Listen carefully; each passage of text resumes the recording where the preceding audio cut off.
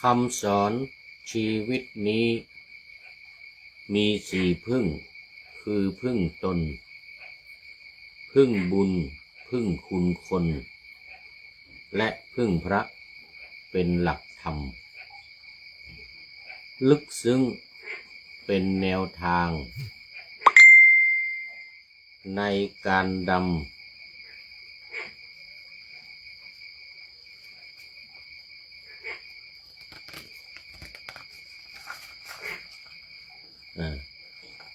ลึกซึ้งเป็นแนวทางต่างๆในการดำเนินชีวิตเลิศล้ำเพื่อให้เกิด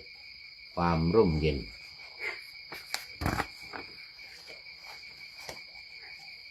เป็นสุขไม่ซัดสาย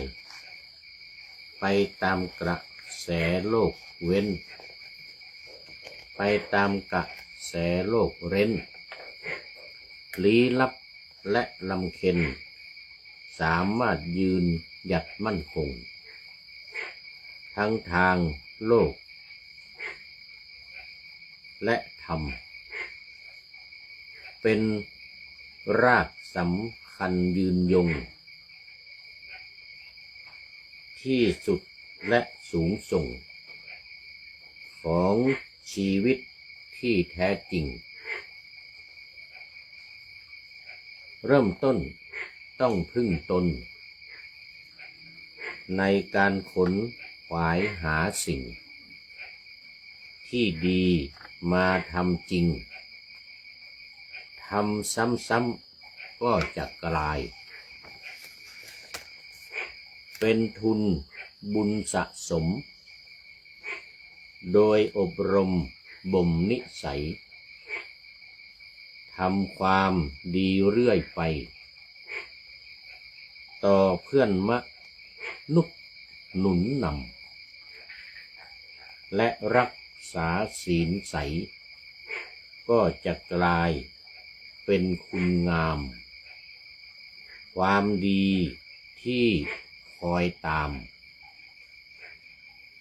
โอบอุ้มเราให้สุขดีสุดท้ายทั้งหมดจะเข้าพึ่งพระคือการมีธรรมะในชีวีคือพระรัตนตรัยเป็นเป้าหมายสูงสุดเพื่อการหลุดพ้นทุกภัยโศกสันอันตรายมีความสุขที่แท้จริงขอถวายความนอบน้อมแด่พระรัตนตรัยมีพระพุทธเจ้าเป็นต้นขอถวายความเคารพพระมหาเถระพระเถรานุเถระเจ้าคณะพระสังฆาธิการทั่วโลกมีพระเดชพระคุณพระธรรมเสนาบดีเจ้าคณะภาค7วัดพระธาตุดอยสุเทพเป็นต้นและความอวยพรแด่ท่านผู้ฟังท่านผู้ชมสาธุชนพุทธบริษัททั้งหลายวันนี้รายการนาวาวังทองของวัดพระธาตุดอยสุเทพออกอากาศทางสถานีวิทยุ2แห่งคือสถานีวิทยุพระพุทธศาสนาแห่งชาติและจริยธรรมวัดพระธาตุดอยสุเทพระบบ FM 96 เมกะเฮิรตซ์มีพ่อครูวรรณพนามวงพรหมเป็นผู้อำนวยการอาจารย์พระมหาประสิทธิ์ประสาธิโกเป็นหัวหน้าสถานีและอาตมาภาพพระครูปริยัติยานุศาสตร์เป็นผู้บรรยายตอนนี้ขอต้อนรับพระเดชพระคุณหลวงพ่อสุทธิสงึมรำ FC ตัวจริงจริงจริงอันนี้เหมือนกับพระครูธรรมธรสุริยันเลยวัดพระธาตุดอยสุเทพเนี่ยเป็น FC ตัวจริงจริงจริงว่าพระเดชพระคุณหลวงพ่อได้ให้ความเมตตาคอมเมนต์เข้ามาในรายการทุกรายการท นี่ผู้พูดจัดทั้งหมด4 รายการ4 รายการวันละ5 ครั้งศุกร์เสาร์อาทิตย์นะวันละ5 ครั้งถ้าวันพุธนี่4 ครั้งวันจันทร์อังคารและวันพฤหัส3 วันนี้จะทำวันละ3 ครั้ง3 ครั้ง4 ครั้งวันพุธศุกร์เสาร์อาทิตย์5 ครั้งออกอากาศทางวิทยุนี่วันละ11 ครั้งเนี่ยวันศุกร์เสาร์อาทิตย์นี่นะออก11 ครั้งเพราะว่า5 สถานีก็5 ครั้งแหละ5 ครั้งแล้วก็ในธรรมทัศน์อีก1เป็น6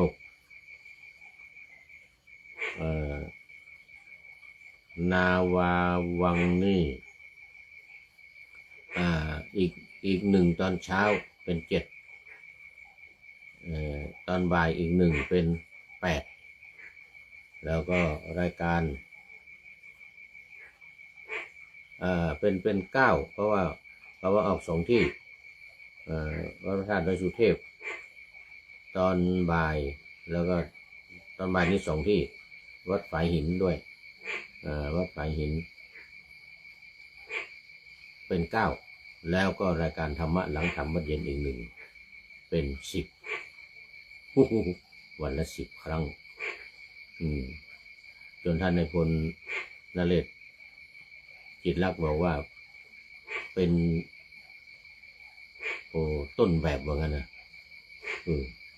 เป็นนักเผยแผ่ต้นแบบว่างั้นนะ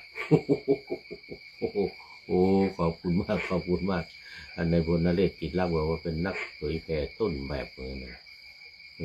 ออกรายการวันละ5 ครั้งนี่นะไปวิทยุอีก10 ครั้งนี่นะคนวิทยุออกวันละ10 ครั้งว่าเอาวันศุกร์เสาร์อาทิตย์นะวันละ10 ครั้งในวันพุธนี่9 ครั้งนี่นะวันจันทร์อังคารวันพฤหัสนี่8 ครั้งต่อวัน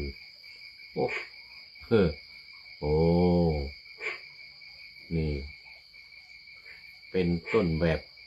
เป็นนักเผยแผ่เป็นพระนักเผยแผ่ต้นแบบว่านะท่านนายพลว่านายพลนเรศจิตรลักษณ์นะนี่พระเดชพระหลวงพ่อสุทธิเสงมลำก็เป็นอาทิกัลยาโนอะไรนี่จะพูดมีความงามในเบื้องต้นคือศีลอะไรนี่หมายถึงศีลมีศีลบริสุทธิ์นี่ศีลเยอะด้วย227 ข้อแล้วก็ให้กำลังใจอำนวยพรวันเกิดแก่ผู้พูดกราบขอบพระคุณเป็นอย่างยิ่งขันวันอังคารทุกทีจะมีคำว่า Happy Birthday มานะฮะนี่กราบขอบพระคุณพระเดชพระคุณหลวงพ่อเป็นอย่างยิ่งเอาละตอนนี้ก็เดี๋ยว2 เมื่อกี้นี่ว่าเป็น1 สถานี2 สถานีวิทยุเพื่อการศึกษาพระพุทธศาสนาและวัฒนธรรมวัดฝายหินตำบลสุเทพอำเภอเมืองจังหวัดเชียงใหม่อีก4 วันคือวันพุธนี่เวลา 17 ถึง 18 นาฬิกาตอนเย็นวันศุกร์กับวันเสาร์นี่เวลา 14 นาฬิกาและวันอาทิตย์ในเวลา 15 ถึง 16 นาฬิกา1 ชั่วโมงวัดฝายหิน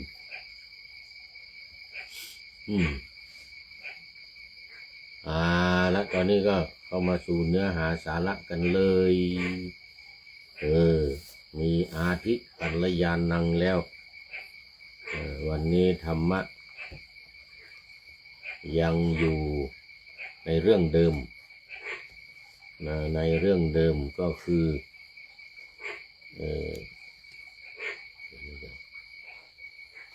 ก็คือที่พึ่งชาวพุทธนะหรือเครื่องป้องกันคุ้มครองเครื่องคุ้มครองป้องกันชาวพุทธพระครูวิชัยท่านพระครูวิชัยเข้ามาแล้วพระครูวิชัยธรรมะอะไรสักอย่าง โอ้ขอบคุณมากขอบคุณมากนี่เป็นลูกศิษย์สายธรรมนาวาวังเรือหลวงแห่งธรรมนี่นะท่านพระครูเมื่อกี้นี่นะวินัยอะไรสักอย่างคนที่ลืมไปละเพราะนั้นจะส่งรายการธรรมนาวาวังเรือหลวงแห่งธรรม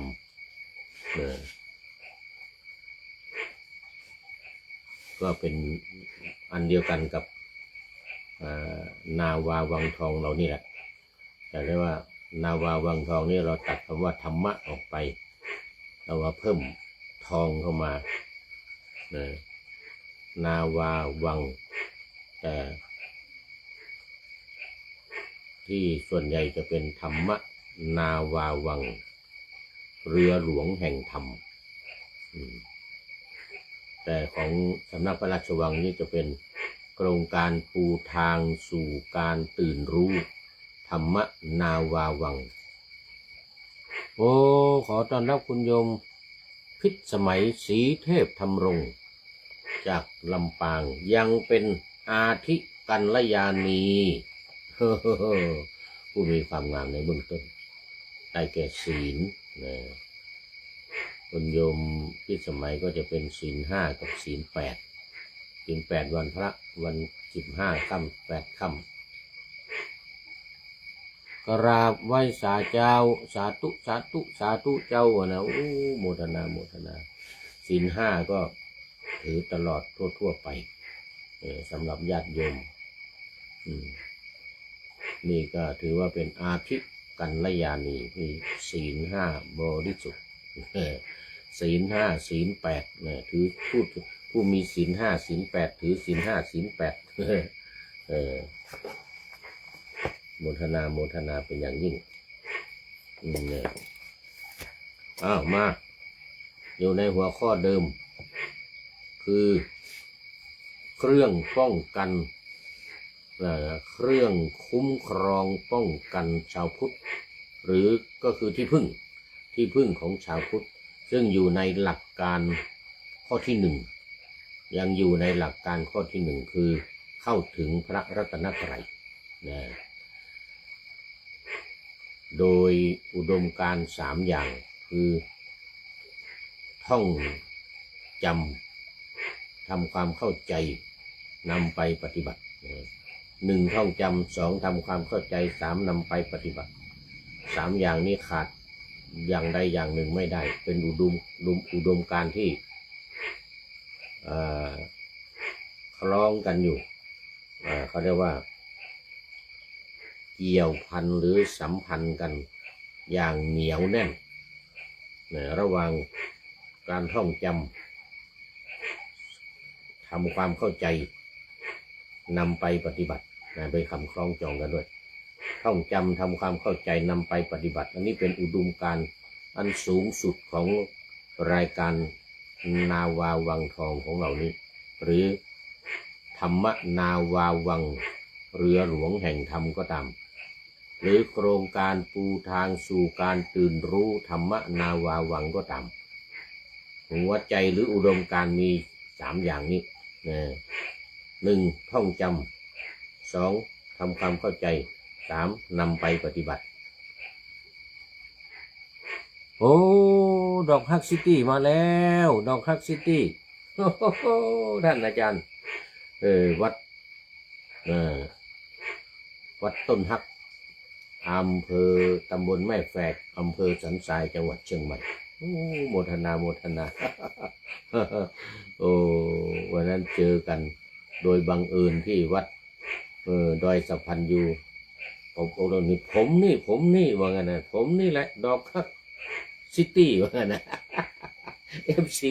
FC ตัวจริง FC ตัวจริงดอกฮักซิตี้ โอ้โหโมทนาเป็นอย่างยิ่งเป็นอาทิยังเป็นอาทิกัลยาโน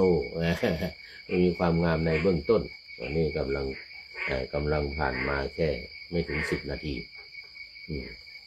เดี๋ยวถ้าครึ่งรายการไปจึงจะเป็นมัชเชกัลยาโนนะมัชเชกัลยานังต้องครึ่งรายการเข้าไปก่อนตอนนี้ยังไม่ครึ่ง ยังเป็นต้นแต่ว่าเมื่อกี้นี้มีเข้ามาตั้งแต่ไก่ไม่ทันหูสุริโยยังไม่จับขอบฟ้าปะหน้าธรรมะยังไม่เสร็จคือพระเดชพระคุณหลวงพ่อสุทธิสงุมรำ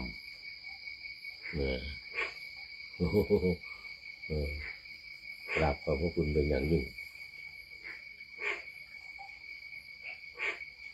หรือมีใครก่อนหน้านั้นไหมไม่มีแล้วอ้าวนะมาต่อเลยทีเนี้ยมาต่อเรื่องของ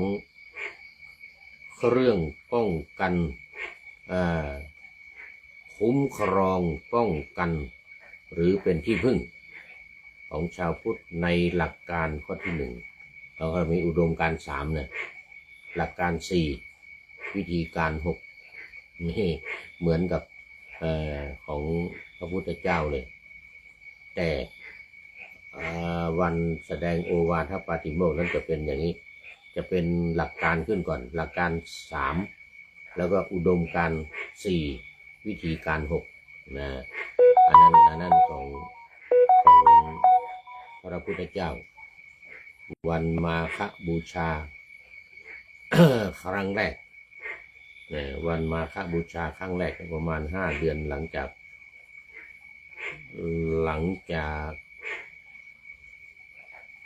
พุทธเจ้าตรัสรู้นะโอ้เดี๋ยว5 เดือนนี้หลังจากออกพรรษา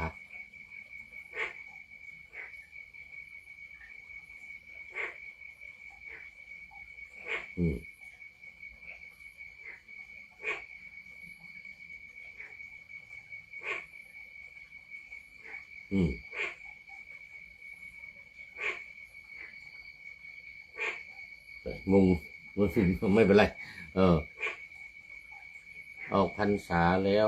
ได้เดือนเขียนเดือนนี้ออกพรรษานับจากออกพรรษามามันได้แค่5 เดือนโอ้ถูกแล้วนี่เดือน11เดือน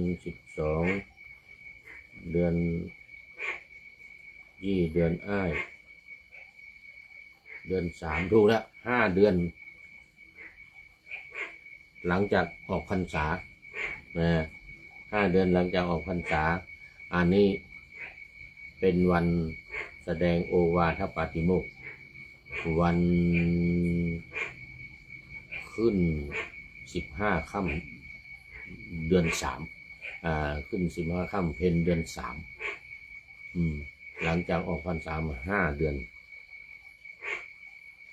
ประชุมสงฆ์ที่เป็นพระอรหันต์1,250 รูปแสดงโอวาทปาติโมกข์ด้วยหลักการ3อุดมการณ์4วิธีการ6อันนั้นเราว่ากันบ่อยแล้วจำกันได้แล้วมีการไม่ทำบาปเป็นต้นเลยนะแล้วสุดท้ายวิธีการสุดท้ายก็คืออธิจิตเตจะอาโยโคการทำจิตให้ยิ่งอันนี้เป็นวิธีการ ตั้งแต่อนุปวาโทอนุปคาโตปาติโมกเขจะสังวโรมัตตัญยุตตาจะพัตตัสมิงปันตัญจะสยนาสนังอธิจิตเตจะอายโยโคที่6ใช่ไหมอนุปวาโทอนุปคาโตปาติโมกเขจะสังวโรมัตตัญยุตตาจะพัตตัสมิงปันตัญจะสยนาสนังอธิจิตเตจะอายโยโคนี่วิธีการ6ของพระพุทธเจ้า พระพุทธเจ้าส่วนหลักการ3ก็สัพพปาปัสสะอาการนังกุศลสูปสัมปทาสจิตตปริโยทปนังนี่3อย่างทำจิตให้ขาวรอบการไม่ทำบาปทั้งปวงทำกุศลให้เกิดขึ้นทำจิตให้ขาวรอบอันนี้เป็นหลักการ3อย่างอันนี้อุดมการณ์อีก4อุดมการณ์อีก4อะไรทินิพานังปรมังวัฏันติพุทธานี่1นะอีก2อันอะไรนะที่เราสวดกันอยู่นะอีก3อันน่ะงง เอาไว้ก่อนมันลืมไอหัวขี้เธอนี่มันลืมไม่ได้เรื่องเนี่ยหัวนี่นะแต่ส่วนของนาวาวังทองเรานี่นะเอาอุดมการณ์ขึ้นก่อนแล้วก็หลักการ4แล้วก็วิธีการ6นะอุดมการณ์3อุดมการณ์3ก็คือ1ท่องจำ2ทำความเข้าใจให้ชัดเจนแจ่มแจ้งเหมือนวิปัสสนาเลยแล้วก็นำไปปฏิบัติก็คือปฏิบัติตามที่ท่องตามที่เข้าใจอย่างเคร่งครัดชัดเจนในอุดมการณ์3วิธีหลักการ4ก็1เข้าถึงพระรัตนตรัย2เข้าถึงธาตุกรรมฐาน4 3ขันธ์5เข้าถึงขันธ์5แล้วก็ข้อ4อริยสัจ4อริยสัจ4นี่หลักการ4วิธีการ6ก็นี่1ท่องจำพระรัตนตรัยนี่นะ2ท่องจำธาตุ4ดินน้ำไฟลมนะ3ท่องจำขันธ์5รูปเวทนาสัญญาสังขารวิญญาณแล้วก็4อริยสัจ4ทุกข์สมุทัยนิโรธมรรคอันนี้จำให้แม่นยำเป็นหลักการ4อย่างส่วนวิธีการนี้เพิ่มมาอีก2นะมันเป็นวิธีการ6นะก็1เหมือนเดิมก็2เหมือนเดิมนะ1เหมือนเดิม2เหมือนเดิมแล้วก็คือท่องเนี่ยข้อ1ก็คือท่องพระรัตนตรัยพระพุทธธรรมพระสงฆ์นี่นะแล้วก็2ท่องขันธ์5เดี๋ยว2นี่ท่องไอ้นี่ธาตุ4ดินน้ำไฟลมตามที่เขียนไว้นี้แล้วก็3ท่อง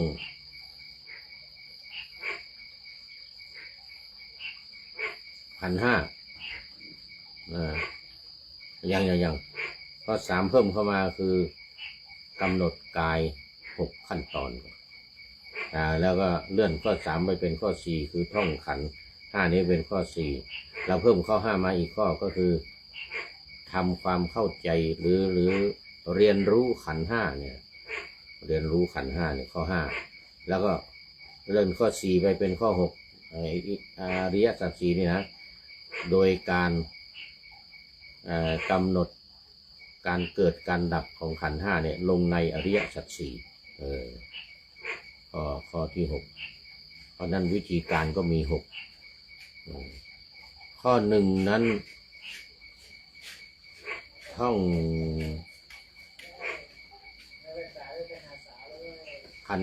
ท่องพระรัตนตรัยแล้วนี่ก็ยังมีเสริมเข้ามาคือการทักอารมณ์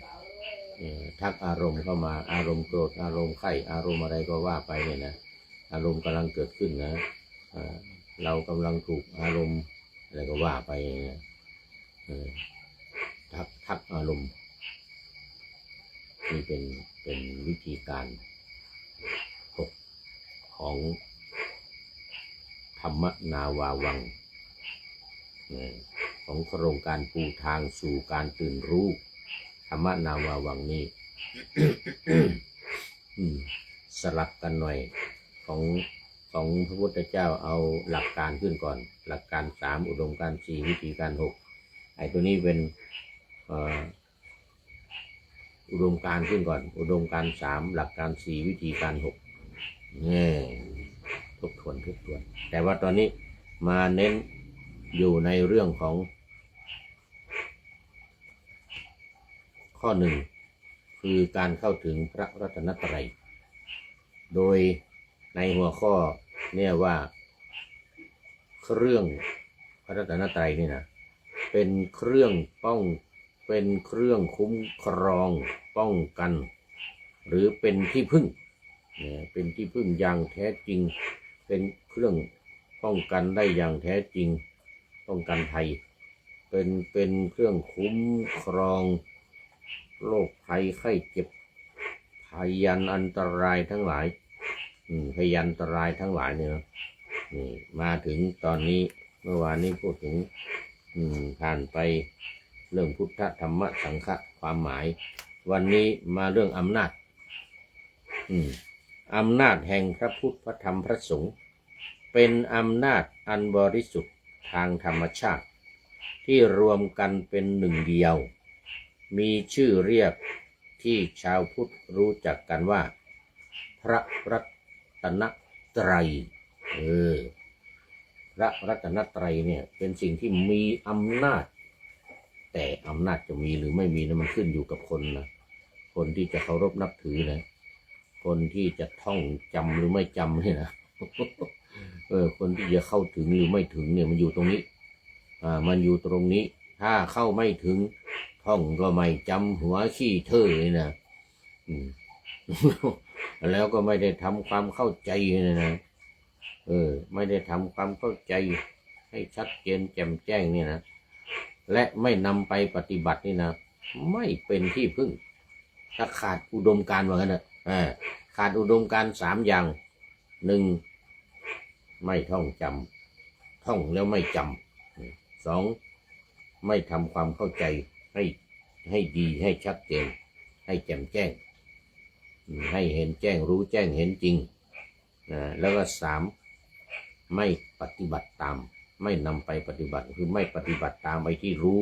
ไอ้ที่ท่องจำได้เนี่ยไอ้ที่ทำความเข้าใจไว้แล้วเนี่ยไม่ทำตามมันก็เหมือนกับนกแก้วนกขุนทองท่องได้อย่างเดียวพูดได้อย่างเดียว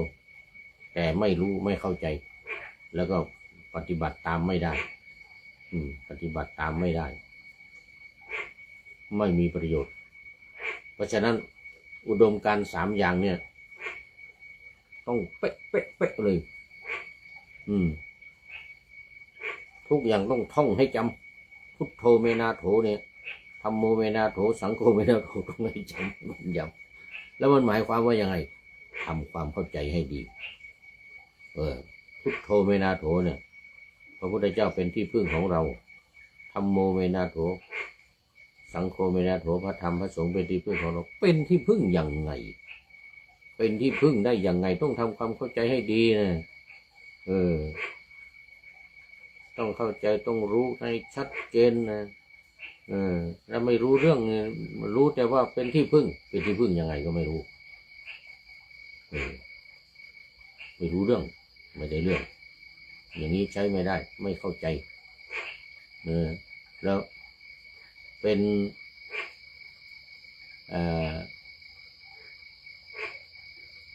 ป้องกันน่ะป้องกันได้ยังไงเป็นสิ่งที่ป้องกันภัยเป็นสิ่งที่ป้องกันเป็นสิ่งที่มีอำนาจเนี่ยมีอำนาจยังไงป้องกันภัยได้ยังไงจริงหรือไม่จริงยังไงเนี่ยไม่รู้เรื่องนี้เนี่ยไม่ได้เรื่องแม้ว่าจะท่องจำจนหูดับตับแตกท่องจำจน นอนหลับก็ท่องได้ไอ้จิตท่องนี่นะก็ตามเลยแต่ไม่เกิดประโยชน์เพราะอุดมการณ์ไม่ได้ทำตามอุดมการณ์เพราะอุดมการณ์ยังไม่ถึงที่สุด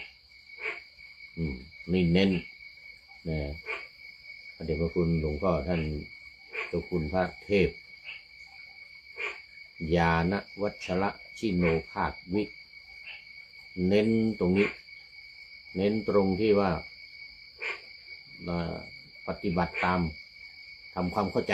เน้นตรงที่ว่าทำความเข้าใจท่องให้จำเนี่ยท่องให้จำทำความเข้าใจให้ดีแล้ว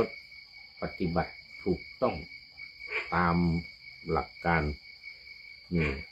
ตามความประสงค์ของพระพุทธเจ้าที่ว่าจะให้เป็นที่พึ่งเนี่ยต้องตามที่พระพุทธเจ้ามุ่งหมายไว้พระพุทธเจ้าได้บัญญัติไว้พระพุทธเจ้าได้ประทานไว้ต้องตามนี้อย่างอื่นไม่เอาอย่างอื่นไม่ใช่พระรัตนตรัยจะมีอำนาจก็ต่อเมื่อมีผู้ระลึกถึงนี่ใช่ไหมมีผู้ระลึกถึงคือต้องเข้าถึงต้องระลึกถึงแม้ว่าจะท่องจำจนเหมือนกับนกแก้วนกขุนทองก็ตามแต่ว่าถ้าหากว่าไม่ระลึกถึงนะไม่ระลึกถึงพระพุทธไม่ระลึกถึงพระธรรมไม่ระลึกถึงพระสงฆ์ท่องจำไปเถอะไม่ได้ประโยชน์ไม่ถูกต้องต้องระลึกถึงเสมอบ่อยๆถ้าผู้ใดระลึกถึงอำนาจพระรัตนตรัยอย่างถูกต้องสัญญาณการระลึกแห่งจิตของผู้นั้นจะเชื่อมโยงกับพลังของพระรัตนตรัยหรืออำนาจของพระรัตนตรัยที่มีเองอยู่แล้วในหลักธรรมชาติพระรัตนตรัยก็จะมีอานุภาพคุ้มครองจิตใจของผู้นั้นได้ถ้าไม่ระลึกถึงไม่ระลึกตามไม่ระลึกถึงพระรัตนตรัยแล้วก็ไม่เข้าใจไม่รู้อิโนอิเนอะไรไม่รู้ขี้รู้ตด เรียกว่าไม่รู้ขี้รู้ตดอะไรนะท่องไปได้หูดับตับแตกก็ไม่ได้ประโยชน์อะไรทีนี้พุทธังสรณังคัจฉามิที่ก่อนที่เราจะรับศีลทุกครั้งเนี่ยนะเราจะต้องถึงพระรัตนตรัยก่อนใช่ไหมเราต้องว่าพุทธังสรณังคัจฉามิอันนี้พระพุทธเจ้าตรัสนะไม่ใช่เราว่านะพระพุทธเจ้าให้ถึงสรณะเองนะพุทธังสรณังคัจฉามิแจกแจงคำแปลดังนี้พุทธังหมายถึงความรู้พุทธะแปลว่ารู้ผู้รู้ผู้ตื่นผู้เบิกบานพุทธะแปลว่ารู้สรณังหมายถึงการระลึกถึงที่เราเรียกแปลกันว่าเป็นที่พึ่งนะสรณังเป็นที่พึ่ง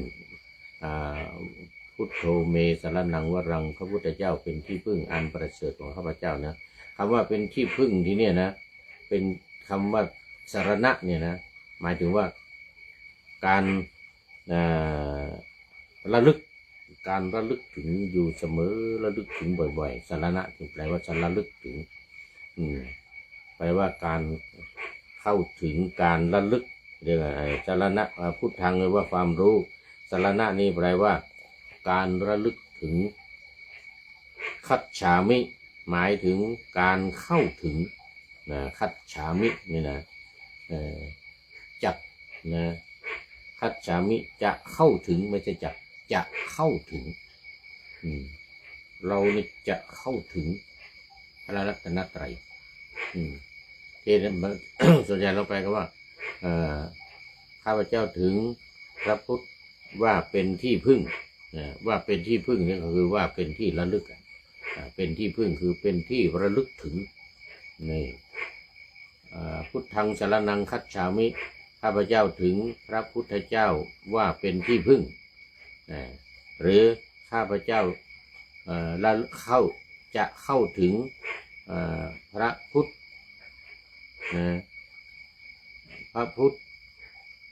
ด้วยการคิดถึงด้วยการระลึกถึงอันนี้ก็ความหมายอันเดียวกันในที่นี้จะหมายถึงว่ารวมแล้วพุทธังสรณังคัจฉามิมีความหมายเต็มประโยคว่าข้าพเจ้าขอเข้าถึงพระพุทธเจ้าด้วยการระลึกนี่โดยการระลึกถึงเนี่ยนี่คือเราต้องระลึกด้วยความศรัทธาด้วยความเชื่อจริงๆนะด้วยความการระลึกถึงอย่างจริงจังและท่องได้หมดนะท่องได้หมดแล้วก็ระลึกถึงด้วยไม่ใช่ท่องได้ธรรมดาไม่ใช่ท่องได้แล้วไปเหมือนนกแก้วนกขุนทองทั่วไปไม่ได้ต้องท่องแล้วต้องระลึกถึงอยู่ตลอดเวลานะต้องระลึกถึงอยู่ตลอดเวลาธัมมังสรณังคัจฉามิข้าพเจ้าเข้าถึงขอเข้าถึงจะก็ได้จะเข้าถึงเนี่ยคัจฉามิเนี่ยมันแปลว่าอยู่ก็ได้อยู่ย่อมจะสามคำแปลจะเข้าถึงหรือขอเข้าถึงพระธรรมด้วยการระลึกก็ด้วยการนึกอยู่ตลอดเวลาหรือระลึกก็คือนึกเนี่ยระลึกถึงนึกถึงอยู่ตลอดเวลานึกถึงพระธรรมนะธรรมะสังฆังสรณังคัจฉามิข้าพเจ้าขอเข้าถึงสังฆะด้วยการระลึกถึงพระสงฆ์นะถึงพระสงฆ์หรือสังฆะด้วยการระลึกถึงอยู่ตลอดเวลาไม่ใช่ระลึกบ้างไม่นึกบ้างไม่ใช่อย่างนั้นต้องระลึกตลอดเวลาต่อเนื่องติดต่อเนื่องพระพุทธเจ้าทรงต้องการให้เราเข้าถึงพระรัตนตรัยด้วยการระลึกถึงเพราะฉะนั้นชาวพุทธเราจะต้องระลึกถึงอำนาจแห่งพระรัตนตรัยนี้อยู่บ่อยๆอำนาจของการระลึกถึงจึงจะเกิดอานุภาพคุ้มครองในใจของผู้นั้นได้ถ้าไม่นึกถึงไม่ท่องจำแล้วไม่ระลึกถึงเนี่ยมันจะไม่มีอำนาจไม่มีอานุภาพในการที่จะมาช่วยเหลือเราดังนั้นสิ่งที่เราจะต้องทำก็คือต้องระลึกถึงบ่อยๆเวลาหลับละเมอออกมาก็เป็นพระพุทธพระธรรมพระสงฆ์อย่างนี้แล้วขนาดนั้นท่องจนจำแล้วไม่พอต้องระลึกถึงอยู่ตลอดเวลา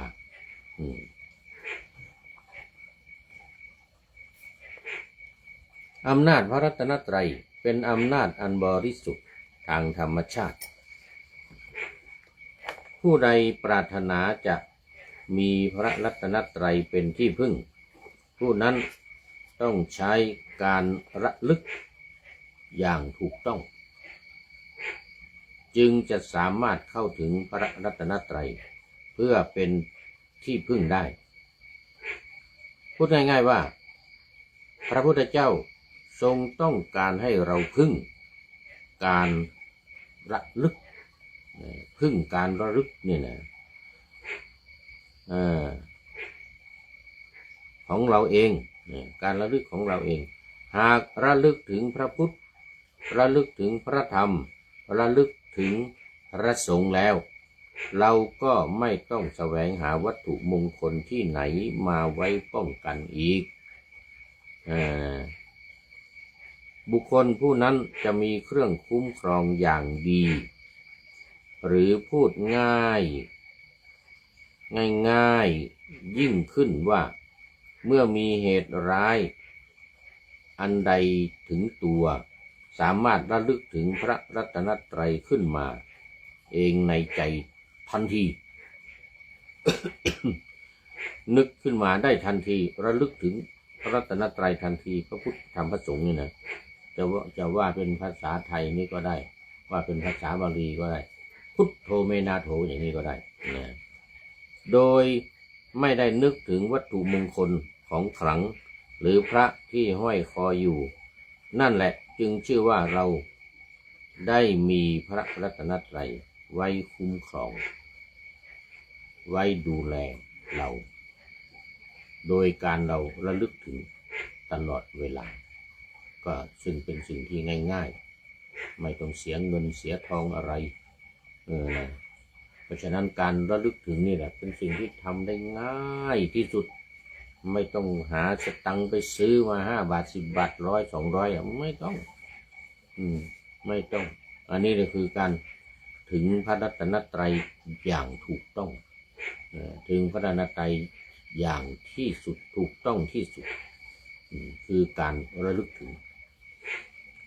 งพระรัตนตรัยเมื่อใดก็จะได้รับการคุ้มครองในขณะนั้นทันทีถ้าเรานึกถึงพระรัตนตรัยด้วยความรู้ความเข้าใจอยู่เป็นประจำอย่างนี้การระลึกเช่นนี้จะเป็นที่พึ่งอันดีแก่เราเพราะพระพุทธเจ้าได้ตรัสไว้ว่าผู้ใดระลึกถึงพระพุทธพระธรรมพระสงฆ์ผู้นั้นจักกำจัดภัยได้จริงจักพ้นจากทุกข์ได้จริงคือการระลึกด้วยความรู้ความเข้าใจอย่างแท้จริงระลึกความเข้าใจอย่างแท้จริงเพราะว่าพระพุทธพระธรรมพระสงฆ์นั้นก็จัดว่าเป็นสิ่งที่ประเสริฐเป็นสิ่งที่มีอำนาจสูงสุดเรากล่าวคำว่าพุทธังสรณังคัจฉามิเราขอถึงพระพุทธเจ้าเป็นที่พึ่งเป็นสรณะเป็นที่ระลึกเนี่ยแล้วก็ย้ำเน้นอยู่ตรงนี้บ่อยๆนึกถึงบ่อยๆก็จะทำให้เรานั้นมีความอบอุ่นใจและอำนาจของพระพุทธพระธรรมพระสงฆ์ก็จะมีเหนือเรามีต่อเราก็จะเป็นผลสะท้อนย้อนกลับมาถึงว่าภัยอันตรายทั้งหลายเวลาจะเกิดขึ้นเนี่ยเหมือนกับที่เคยยกตัวอย่างบ่อยๆยักษ์เนี่ยได้ยินคำว่าพระพุทธพระธรรมพระพุทธเจ้านะพระธรรมพระสงฆ์มันก็ถอยแล้วคือมันจะมีอำนาจนะมันมีอำนาจอยู่ในตัวเหมือนกับยักษ์ที่จะมาดึงขาเด็กน้อยที่นอนอยู่ใต้เกวียนที่เคยเล่าให้ฟังเด็กน้อยนอนอยู่ใต้เกวียนมียักษ์2 ตนหนึ่งจะกินตนหนึ่งเป็นมิจสัมมาทิฏฐิอย่ากินอย่าทำเหมือนกันอย่างอีกตนหนึ่งมันเป็นมิจฉาทิฏฐิมันก็จะกินมันไม่ห้ามมันก็ห้ามไม่ได้ก็ดึงขาเด็กน้อยออกจากใต้เกวียนนี่มันนอนหลับอยู่ที่พื้นเกวียนนะเขาไปดึงขาปุ๊บเด็กน้อยนั้นสะดุ้งตื่นพุทโธนะโมพุทธัสสะนี่สมัยนั้นเขาเรียกว่าขอนอบน้อมถึงพระพุทธเจ้านะโมพุทธัสสะยักษ์ได้ยินสะดุ้งถอยเลยโอ้นอบน้อมถึงพระพุทธเจ้าแล้วเนี่ยเขาว่าพระพุทธเจ้ามีอำนาจไงในละเวลาไม่ไหนละเขียนเวลาไว้ไหนหนอแลโอ้นี่นี่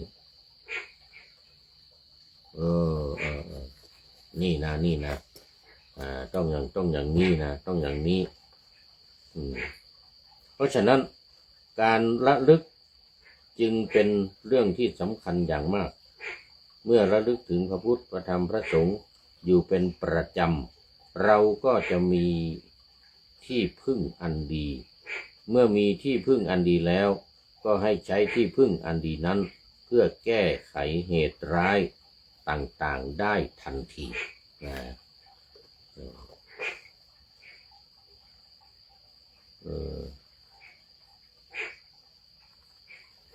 เหตุร้ายได้ทันทีอันนี้คือการระลึกถึงพระพุทธพระธรรมพระสงฆ์พูดถึงเด็กน้อยเมื่อกี้นี้ยักษ์ ยักษ์มันจะกินเนี่ยพอมันได้ยินคำว่านะโมพุทธัสสะนี่นะปัจจุบันนี้เราจะเป็นนะโมตัสสะภะคะวะโตอะระหะโตสัมมาสัมพุทธัสสะมันได้เขาย่อตัสสะมันไม่ต้องมีตัสสะเอาตัสสะนั้นเป็นพุทธัสสะเลยนะโมพุทธัสสะขอนอบน้อมถึงพระพุทธเจ้านะโมว่านอบน้อมเลยขอนอบน้อมถึงพระพุทธเจ้าโอ้ยักษ์สะดุ้งกลัวเลยแล้วก็พอเด็กนี่ตื่นขึ้นมายักษ์สัมมาทิฏฐินี่นะยักษ์ก็ถามยักษ์สองตัวเนี่ยถามว่าทำไมมานอนนี่ยังไงเด็กน้อยก็เล่าให้ฟังเล่าให้ยักษ์ฟังบอกว่าเนี่ยผมนอนอยู่เนี่ยยังไม่ได้กินอะไรนี่หิวข้าวไงบอกยักษ์นะ คือยักษ์เนี่ยแปลงมาเป็นพ่อจำแรงมามันเหมือนกับเป็นพ่อของเด็กน้อยอ่ะจำแรงมาเป็นเหมือนกับเป็นพ่อของเด็กน้อยแต่ว่ามันไม่ใช่พ่อของไม่ใช่พ่อจริงพ่อเข้าไปในเมืองแล้วออกมาไม่ทันประตูเมืองปิดไงเด็กน้อยก็นอนอยู่ภายใต้เกวียนนั่นนะหิวข้าวก็หิวข้าวไม่มีอะไรกินยักษ์สองตนจึงบอกว่าคุณต้องรับโทษยักษ์สัมมาทิฏฐิบอกว่าคุณต้องรับโทษเพราะว่าคุณไปตึงขาคุณจะกินเขาคุณเจตนาไม่ดีนี่ทำยังไงไปหาอาหารมาบอกงั้นนะต้องรับโทษไปหาอาหารมาจะไปหาที่ไหนบอกงั้นเอาไปนี่ไปหาที่ไหนก็ไปหามาในเมืองไปในเมืองยักษ์นี่เข้าไปในพระราชวังทีนี้ในวังเขาเตรียมอาหารอย่างดีไว้ให้พระเจ้าแผ่นดินมันพรุ่งนี้ตอนกลางคืนเนี่ยมันยังหัวค่ำสักทุ่ม2 ทุ่ม 3 ทุ่มนี่แหละในวังในพระราชวังเขาก็ทำอาหารไว้สำหรับพระราชาวันพรุ่งนี้ใส่ถาดทองคำไว้ยักษ์ตัวนี้เข้าไปก็ขโมยเอาไอ้อาหารในถาดทองคำที่เขาจะถวายพระราชาวันพรุ่งนี้มาให้เด็กน้อยเป็นการทำโทษตัวเองที่ไปดึงขาอยากจะกินเขาเนี่ยมีเจตนาไม่ดีต้องทำโทษอย่างนั้นนะยักษ์สัมมาทิฏฐิว่าคุณต้องรับโทษต้องไปหาอาหารมาให้เด็กไปเอาอาหารในถาดทองคำในสำนักพระราชวัง อาหารของพระเจ้าแผ่นดินน่ะวันพรุ่งนี้เขาจะถวายพระเจ้าแผ่นดินน่ะทุกเช้านะตื่นเช้ามาไม่มีสิถาดทองคำหายเนี่ยอาหารหายเนี่ยเด็กน้อยเอาไปกิน อยากเอาไปกินเสร็จเรียบร้อยแล้วยักษ์นี่นะให้กินเสร็จแล้วก็ล้างไอ้ถาดทองคำมันนะแล้วก็เขียนติดไว้ในนั้นคนอื่นไม่ให้คนอื่นรู้คนที่จะรู้ก็คือพระราชาคนเดียวไอ้พวกทหารก็ตอนเช้ามาเขาก็ไปหาทั่วในเมืองแล้วไม่เจอไงต้องไปหาทุกที่ออกไปนอกเมืองไปเจอถาดทองคำอยู่บนเกวียนของเด็กน้อยนะเขาก็จับเด็กน้อยไปสินี่ขโมยขโมยไปเอามาในบ้างเด็กน้อยก็บอกว่าผมไม่เอามาผมไม่ได้ไปขโมยแล้วใครเอามาเนี่ยพ่อผมเหมือนกันมันเหมือนกับพ่อนะเราปลอมตัวมานะยักษ์นะพ่อผมเอามาให้เมื่อคืนผมก็กินนี่แล้วพ่อไม่ไหนอย่างเงี้ยไม่รู้แล้วเหมือนกันพ่อตื่นเช้ามาพ่อไปไหนก็ไม่รู้ ไม่มีพ่อไม่มีนี่มันเมื่อคืนเนี่ยมันเหมือนกับพ่อผมเนี่ยเหมือนกันนะแล้วก็จริงๆมันก็คือ พ่อของผมเนี่ยเข้ามา พ่อของผมมาเข้าไปในเมืองนู่นเหมือนกันเขาเข้าไปในเมืองนู่นแต่เมื่อคืนนี่มาเอาอาหารมาให้เหมือนกันนะใจก็นึกว่าพ่อของแกไงพ่อเอาอาหารมาให้เขาก็ถามว่าพ่ออยู่ไหนบ้านอยู่ตรงไหนอะไรยังไงไปตามจับพ่อมาเลยนี่ พ่อจริงๆเลยนะไอ้พ่อที่เป็นยักษ์นั้นไม่รู้หายไปไหนแล้วแต่ยักษ์มันเขียนไว้แล้วไงมันเขียนไว้ในถาดนะเขียนไว้ในถาดนะว่าเหตุการณ์เล่าเรื่องเหตุการณ์ที่เด็กน้อยคนเนี้ยเล่าถึงยักษ์ที่จะกินเด็กน้อยด้วยแล้วก็เล่าถึงว่าเด็กน้อยนี่สะดุ้งแล้วอุทานมาว่านะโมพุทธัสสะโดยเขียนไว้ในข้อความไว้ในถาดนะพวกทหารพวกตำรวจพวกราชบุรุษที่ไปเอาได้เจอฐานแล้วเขาอ่านไม่ได้หรอกเขาก็ไปให้พระราชาดูพระราชาอ่านได้โอ้เรื่องเป็นอย่างนี้เด็กน้อยนี่มาอย่างนี้แล้วเด็กน้อยนี่ว่านะโมพุทธัสสะอย่างนี้นี่ครับเขาก็จับพ่อมาด้วยพ่อของเด็กน้อยเนี่ยไปจับพ่อของเด็กน้อยนี่มาพ่อก็บอกว่ามาไม่ทันเพราะว่าเมื่อคืนนี้ออกไปไม่ทันประตูเมืองมันปิดซะก่อนว่างั้นประตูเมืองปิดก็เลยกลับไปบ้านก็เลยกลับไปบ้านตื่นเช้ามาพวกตำรวจพวกราชบุรุษไปตามจับพ่อมาเอาลูกคนมานี่ลูกคุณขโมยอาหารในถาดทองคำของในหลวง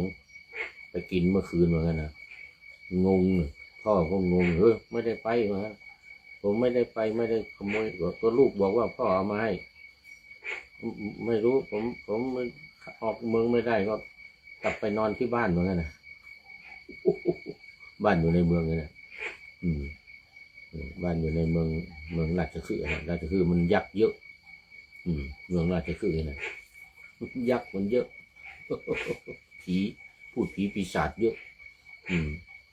เนี่ยผมก็ไม่รู้เหมือนกันนะ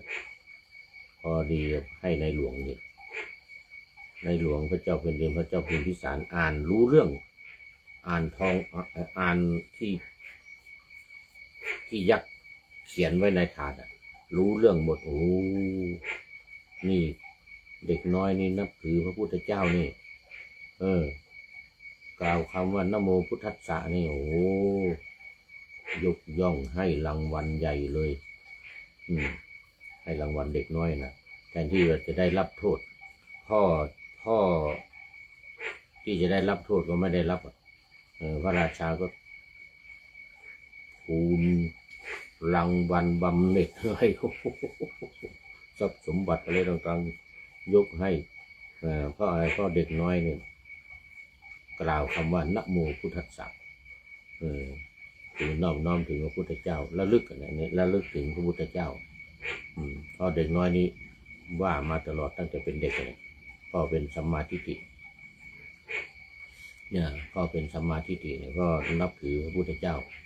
แล้วก็ระลึกถึงพระพุทธเจ้าสอนให้ลูกว่าตลอดลูกก็ระลึกถึงพระพุทธเจ้าตลอดหลับตื่นมาโดนดึงขาก็นะโมพุทธัสสะอย่างนี้ นึกถึงพุทธเจ้าโอ้พระราชาก็ชอบใจใหญ่เลยทรงดีพระทัยพระราชทานทรัพย์สมบัติให้คนยากจนนี่นะพ่อของเด็กน้อยนะ โอ้กลายเป็นมหาเศรษฐีเลยนะเด็กน้อยนี่ก็เลยได้รับพระราชทานเพราะว่าพระเจ้าพิมพิสารก็เป็นโสดาบันนี่นะพระเจ้าพิมพิสารนี่เป็นโสดาบันเป็นศิษย์พระพุทธเจ้านั่นนะพอเด็กน้อยนี่ระลึกถึงพระพุทธเจ้าก็ดีใจใหญ่เลยจะให้ทรัพย์สินให้เงินทองรางวัลแทนที่จะอะไรจะทำโทษ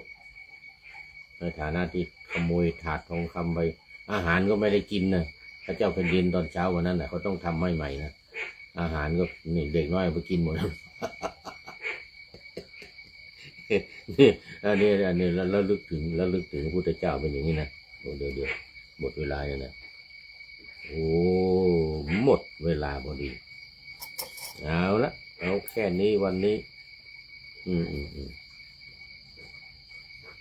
นี่เอาแค่นี้ก่อนเรื่องมันยังไม่จบพอดีมันหมดเวลา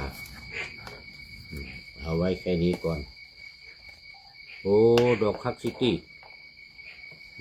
เมื่อกี้เป็นมัชเชกัลยาโนตอนนี้ก็เป็นปริโยสานกัลยาโน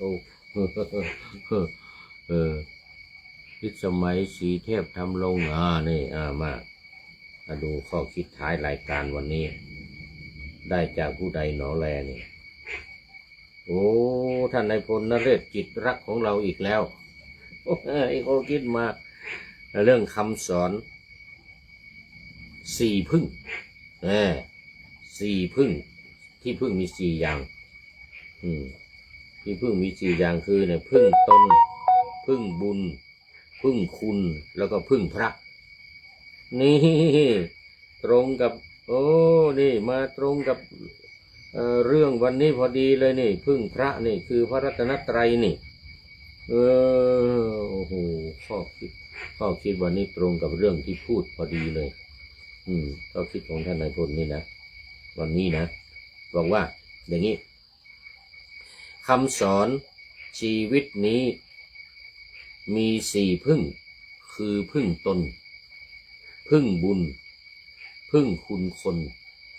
และพึ่งพระเป็นหลักธรรมลึกซึ้งเป็นแนวทางต่างๆในการดำเนินชีวิตเลิศล้ำเพื่อให้เกิดความร่มเย็นหลักสี่อย่างนี่นะแนวทางเพื่อให้เกิดความร่มเย็นนี่นะพึ่งตนพึ่งบุญพึ่งตนพึ่งบุญพึ่งคุณพึ่งพระสี่อย่างเป็นพระนี่หมายถึงพระรัตนตรัยเป็นสุขไม่ซัดสายไปตามกระแสโลกเร้นลี้ลับและลำเค็ญสามารถยืนหยัดมั่นคงทั้งทางโลกและธรรมเป็นรากสำคัญยืนยง